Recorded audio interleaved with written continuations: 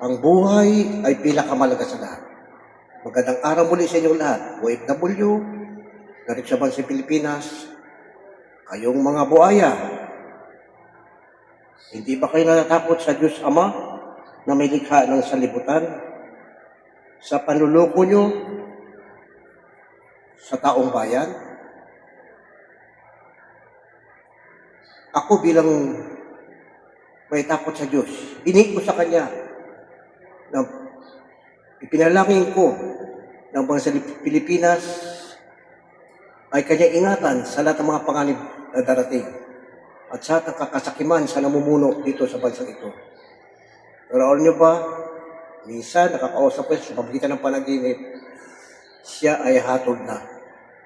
Sa pagkataong ito, ang bawat tao ay bibigyan niya ng kanan, lalong-lalo na ang mga sakim sa kapangyarihan at sakim sa pera sa kaban ng bayan.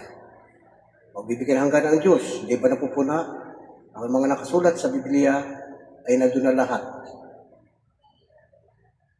Kaharian laban sa kaharian, bansa laban sa bansa, naglaban-laban na dahil nga ito sa mga kapangyarihan na gusto makamtan ng bawat isa ang layunin na maangkin at magkilala ang kalalbayan at nasasakupan. Pero ang Diyos ang kikilos, ito'y matatapos na sa anumang oras, anumang taon. At sinabi niya, itong taong ito ay talagang mayroon mangyari na hindi inasahan ng mga tao. Kaya kayong mga nasa Diyos, ingat lang, dasal lang ang puhunan sa nag-iisang Diyos na milikha ng mundo ito. Diyos Ama,